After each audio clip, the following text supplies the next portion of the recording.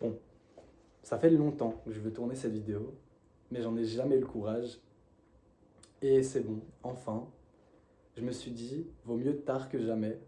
Et si je le fais pas, je vais regretter de ne pas l'avoir fait. Donc autant le faire maintenant plutôt que de jamais le faire. Cette vidéo, c'est quoi? C'est tout simplement le premier épisode d'une série que j'ai nommée Journal de bord d'un étudiant en prépa éco, tout simplement. Donc, cette série, ça va être quoi? Ça va être une série de vidéos où je vais essayer de sortir à peu près toutes les 2 semaines, où je vais vous partager mon ressenti sur comment je vis la prépa éco, donc de 2024 à 2026, comment je vais vivre les choses tout simplement, qu'est-ce que ça va être les épreuves à surmonter, quels sont les moments difficiles, pourquoi c'est dur, est-ce que c'est vraiment si dur que ça la prépa. Donc c'est toutes ces choses qu'on va voir à travers cette série et c'est vraiment une sorte de vlog un peu de la prépa, pas vraiment un vlog mais une sorte de rétrospection sur comment je vis les choses, etc. Et c'est surtout intéressant pour moi, je le fais avant tout pour moi, pour regarder peut-être dans 10 ans ces vidéos et me dire putain, ok, c'était comme ça et avoir vraiment des souvenirs de la prépa, c'est plutôt pour ça que je le fais. Et je me dis que pourquoi pas y poster sur YouTube. C'est pour ça que vous êtes en train de visionner cette vidéo actuellement d'ailleurs. Et je trouve ça aussi intéressant pour les futurs étudiants qui souhaiteraient peut-être, qui pensent à faire une prépa éco, d'avoir l'avis de quelqu'un qui la vit directement, tout simplement. Donc je trouve ça assez intéressant. Et comme je faisais des vidéos sur YouTube il y a quelques années, je me suis dit pourquoi pas reprendre, ça peut être cool de relancer une chaîne parce que ça me fait kiffer. Donc voilà, je partage ça avec vous. Donc cette vidéo, elle va se structurer chronologiquement, disons. C'est-à-dire que on va parler de mon ressenti sur la prépa depuis la rentrée jusqu'à maintenant. Donc là, on est le samedi 2 semaines après les vacances de la Toussaint. Les vacances de Noël sont dans un mois. Donc voilà, ça nous laisse justement ces un mois où il va se passer pas mal de choses parce qu'on parle de la novembrose en prépa, tout ça, qui pourrait faire l'étude d'une vidéo justement. Donc ça pourrait être assez intéressant, mais ça, on y reviendra plus tard. Donc, comment est-ce que j'ai vécu la prépa depuis la rentrée? C'est en gros ça l'objectif de cette première vidéo, de l'épisode 1 de Journal de bord d'un étudiant en prépa. Donc, déjà, petite présentation rapide que j'ai oublié de faire. Donc, je m'appelle Alexis, j'ai 18 ans et j'ai été accepté donc, cette année à l'institution Notre-Dame des Minimes. Donc, c'est une prépa éco à Lyon 5e. Donc en termes de classement, le classement majeur prépa 2024 qui est sorti il y a quelques jours, il place les minimes 16e. Donc il me semble que c'est le classement 6e, quelque chose comme ça. Et donc 16e France. Et sur Lyon, c'est la troisième meilleure prépa après Sainte-Marie, donc les Maristes, et après les Chartreux, qui sont respectivement 5e et 13e. D'ailleurs, si vous souhaitez voir une vidéo sur mon dossier, sur le dossier Parcoursup que j'avais pour être accepté, euh, qui m'a d'ailleurs permis d'être accepté aussi au Chartreux que j'ai refusé, mais bon, ça c'est pour de différentes raisons. Si ça peut vous intéresser, dites-le moi dans les commentaires et je vous montrerai, je vous ferai une vidéo de mon dossier Parcoursup tout simplement. Parce que je sais aussi que ça peut être stressant, surtout en tant que lycéen, moi c'était mon cas, de voir des dossiers de personnes qui sont souvent excellentes quand on pense par exemple à Kinori, j'ai Kinori en tête, qui montrait son dossier il y a 4 ans d'accès à Henri IV et où on se dit waouh, la prépa, enfin, un niveau excellent. Bon, après là, c'est un peu exceptionnel parce qu'il a été à Henri IV justement. Mais donc les minimes, ça reste très correct et même être accepté au Chartreux qui sont quand même des top prépa dans le top 20 France, donc c'est vraiment très cool. Donc si on a que ça peut déstresser de voir des dossiers d'un étudiant un peu, d'un bon élève moyen plus quoi, je vous ferai cette vidéo justement. Parce que je sais que ça peut être très stressant le passage de Parcoursup, surtout en tant que terminale. En première, on s'en soucie un peu moins, mais en terminale, ça peut devenir vraiment angoissant. Donc, la rentrée, elle se fait le 27 août 2024. Donc, la rentrée, on a une pré-rentrée en gros, où on a un stage de mathématiques, donc le mercredi et le jeudi. Ouais, il me semble que c'était sur 2 jours. Donc, le mercredi et le jeudi, on a un stage de maths. Ça veut dire que moi, je suis à l'internat, je ne l'ai pas précisé, mais je suis en internat au lycée, même si j'habite à 20 minutes en voiture, mais je suis quand même à l'internat. Et je rentre le week-end, ce qui fait que là, je suis dans ma chambre. Vous pouvez avoir ce petit décor avec mon bureau derrière où je travaille juste ici. Là. Donc, la rentrée, elle se fait le 27 août, donc du 27 au 29. Ouais, c'est ça, du 27 au 29. Non, sur 3 jours le stage de maths. Le 27, 28, 29, il me semble. Donc, du mercredi au vendredi, ouais, quelque chose comme ça. Bref, on a un stage de maths. je le vis plutôt bien. Genre, je me dis que comparé aux autres, il y en a qui ont l'air d'avoir pas mal de retard, mais je suis pas perdu. Enfin, les maths, c'était ma matière forte un peu au lycée. Mais, je savais pas à quoi m'attendre justement en arrivant en prépa et j'avais pas fait énormément de maths pendant les vacances. On avait justement du travail à faire pendant les vacances, mais j'avais pas tout fait.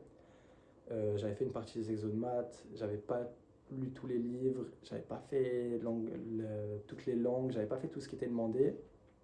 J'avais révisé le SH, enfin la SES.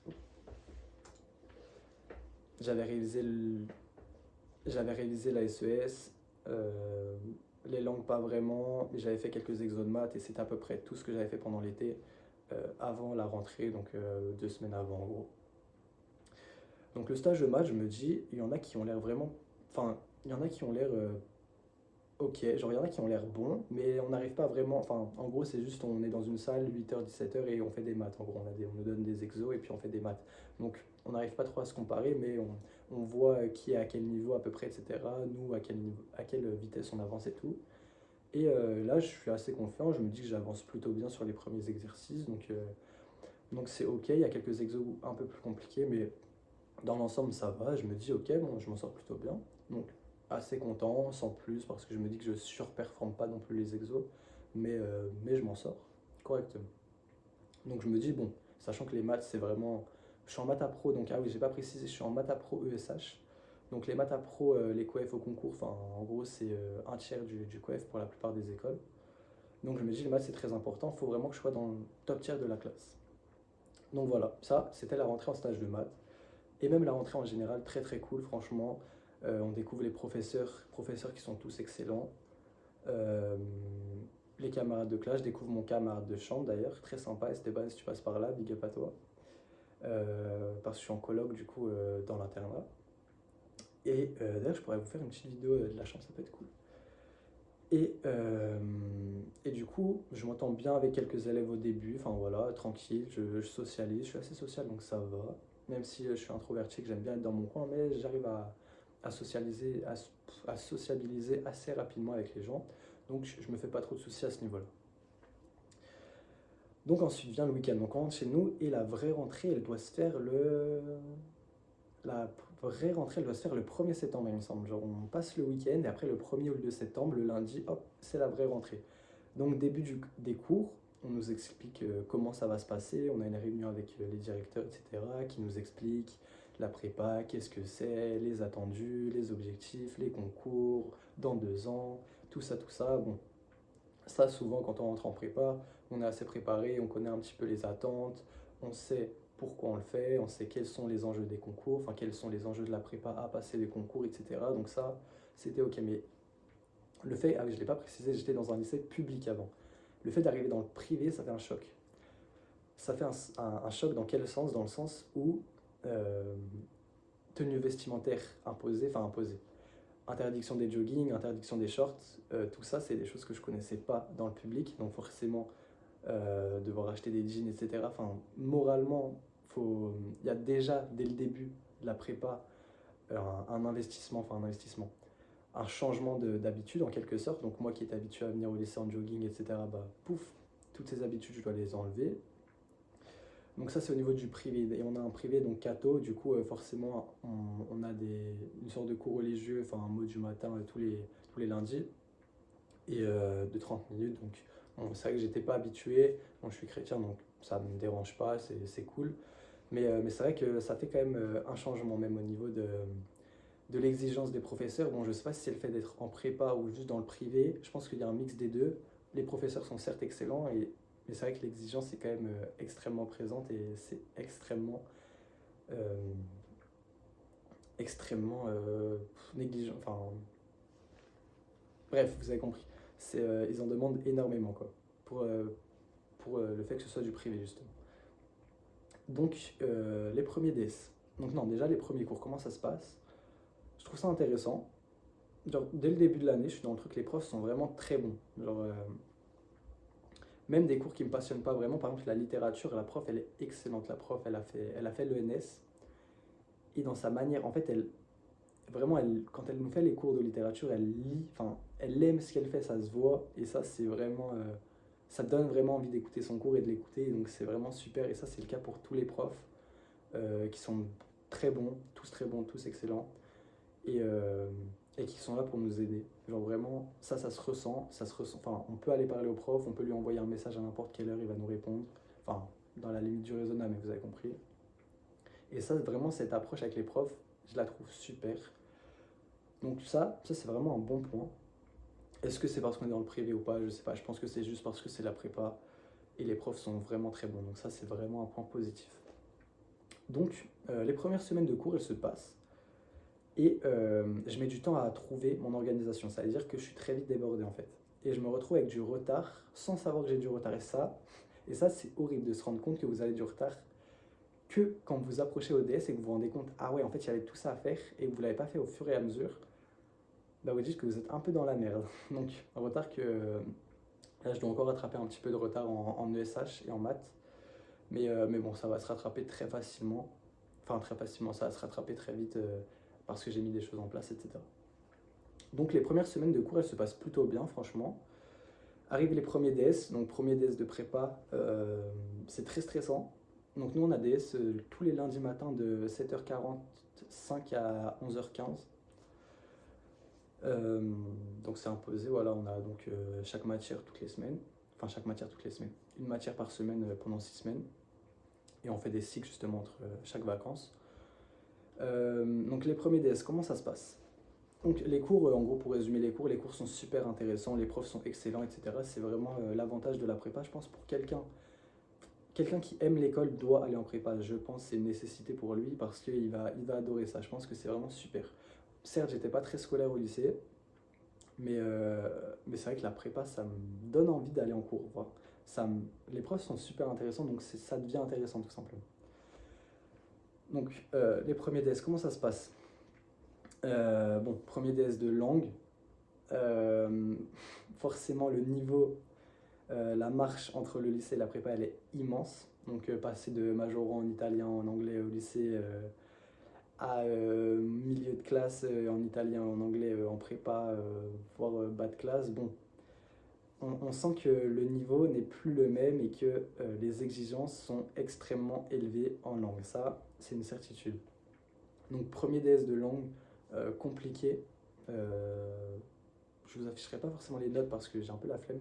Mais en gros, pour vous situer en italien, on n'est que 5 dans la classe. Donc, le premier DS, il se passe assez mal en vrai, c'était compliqué. Je crois que je m'en sors avec un 5,5, il me semble. 5,5, moyenne à 6, quelque chose comme ça. Non, à 5, 6. Enfin, on n'est que 5 en italien, donc la moyenne ne signifie pas grand-chose. Mais en gros, les notes doivent aller de 4 à 7. Donc voilà, je suis dans le milieu actuellement en italien. Enfin, je suis dans. Enfin, ça dépend, mais voilà. Anglais, grosse douche froide. Première note d'anglais, j'ai eu 3,5. Donc, passer d'avoir 18, 17 au lycée à 3,5, ça fait mal. Moyenne à 5, ouais, j'avais sous-performé en anglais. Mais je me dis, bon, c'est des langues, ça va se bosser. C'est un concours, donc c'est dans 1 an et demi. Faut que je me chauffe, je vais réviser ma grammaire. Je vais devenir super fort en grammaire. En traduction aussi. Je vais m'entraîner, je vais faire des thèmes des versions. Je me dis, ça se travaille, c'est pas super grave ça. L'approche que j'ai des langues, je me dis, c'est sur le long terme. De toute façon, les langues, il faut les travailler un petit peu tout le temps. Et sur le long terme, on va progresser. Donc je me dis, bon, les premiers DS, c'est normal que je floppe. Ensuite, DS de philo et de littérature. Littérature, j'ai eu 7, moyenne à 5, donc j'étais content. J'ai fait un bon truc. Donc littérature et l'épreuve, c'est un résumé de texte, on fait les sujets écrits comme. Donc on a 3 pages et qu'on doit résumer en 300 mots en gros. Donc littérature, j'étais plutôt content de moi. Philosophie, premier DS, j'ai eu 7. J'ai eu 7 moyenne à 6, il me semble, un peu moins de 6. Donc j'étais content, j'étais dans les meilleures copies, ça majorait à 8. Donc 7, c'était bien, donc j'étais content de moi. Mais j'ai perdu 4 points de faute d'orthographe. Donc en gros, philo, à partir de 3 points, vous perdez 1 point. Et si vous faites plus de 20 fautes, vous perdez moins 4. Et la note plancher, c'est 1, il me semble, en philo. Donc 7 moins 4, je me retrouve avec 3. Donc ça pique, 3 moyenne à 3,5, bon, quelque chose comme ça. Donc j'étais un peu en dessous de la moyenne de classe, mais à cause des fautes d'orthographe qui sont des fautes d'accent comptées comme des fautes d'orthographe, hein, ou des tirés oubliés, ce genre de choses.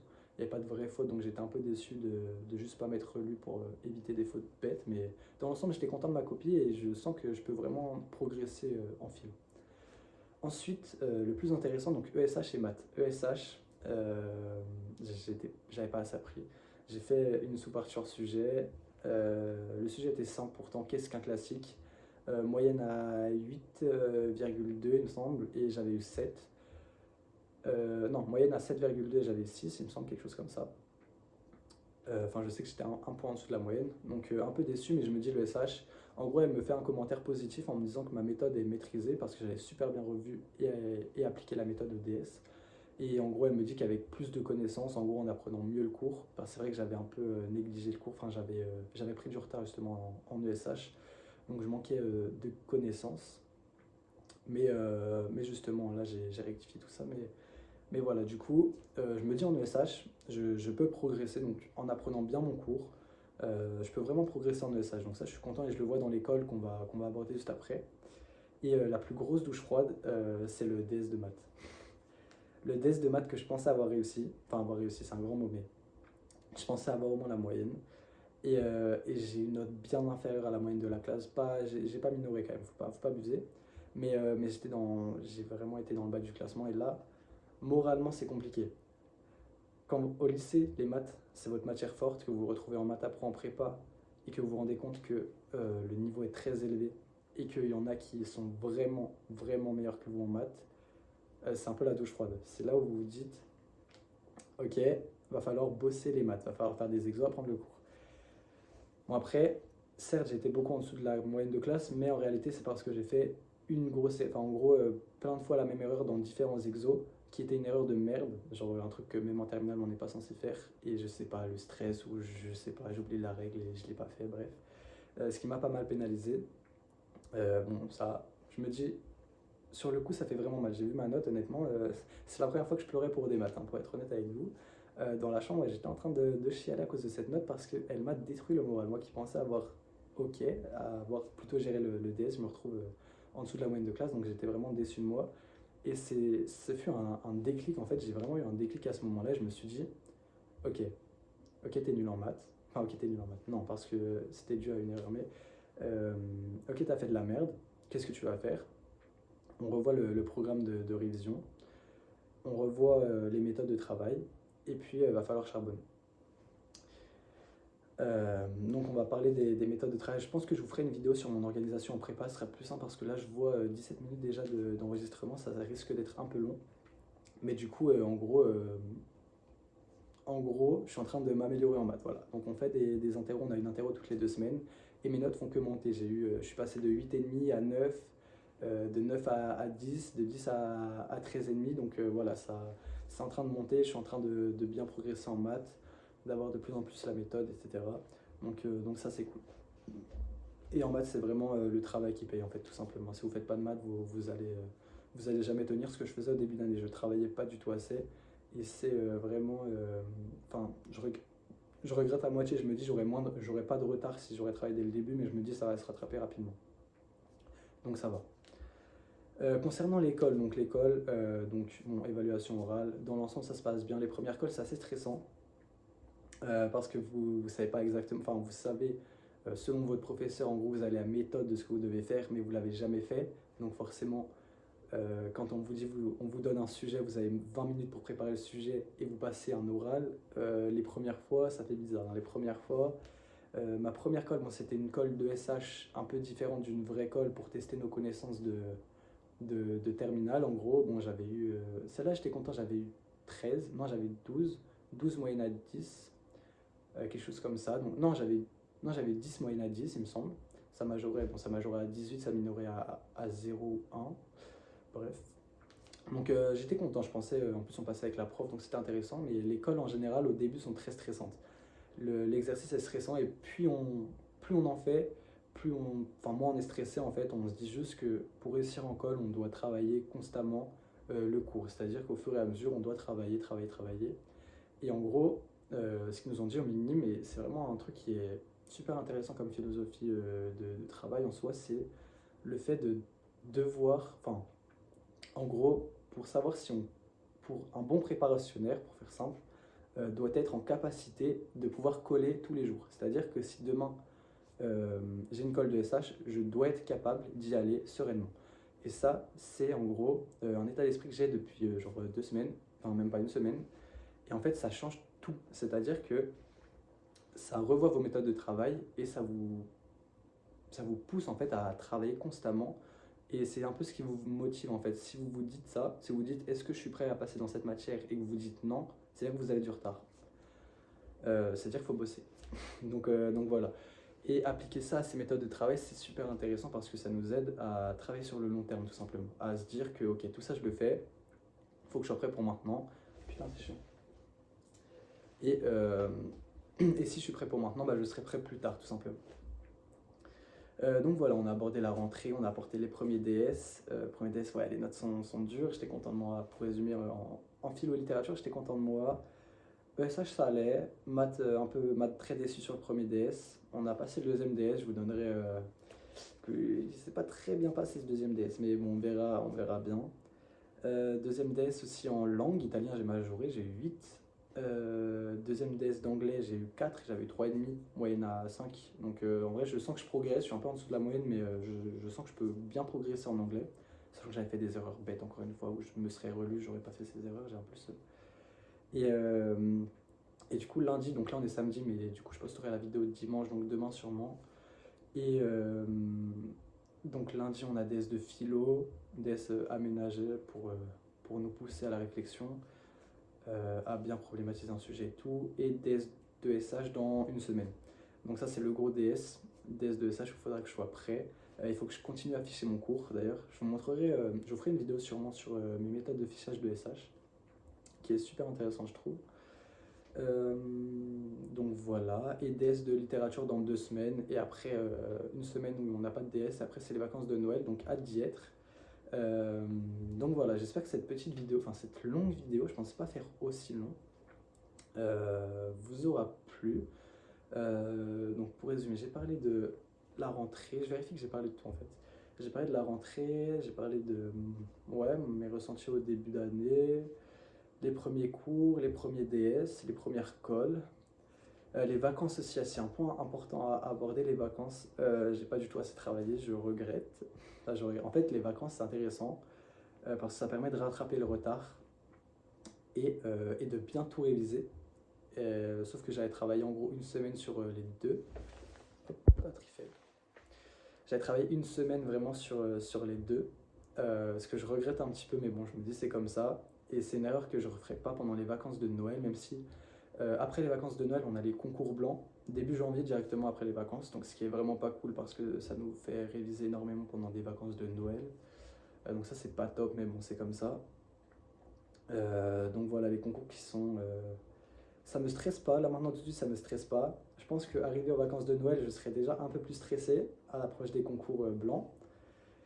Mais bon, je vous tiendrai au courant de toute façon dans la prochaine vidéo, donc qui sortira d'ici 2 semaines, je pense. Je vous ferai un retour sur si on a des notes de DS, comment s'est passé mon DS de SH, de philo, etc. L'école aussi, semaine pro, j'ai école de maths, école de SH.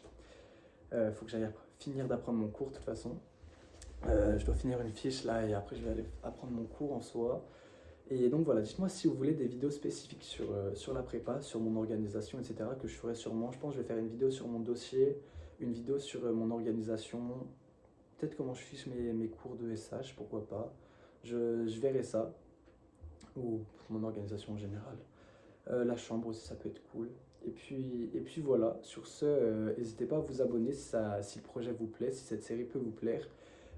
Dites-le moi si vous êtes étudiant dans les commentaires d'ailleurs. Est-ce que vous aussi vous êtes en prépa ou est-ce que vous comptez, vous avez pour projet d'intégrer une prépa si vous êtes au lycée, donc après le lycée, ou si vous êtes étudiant, dites-le moi, ça m'intéresse.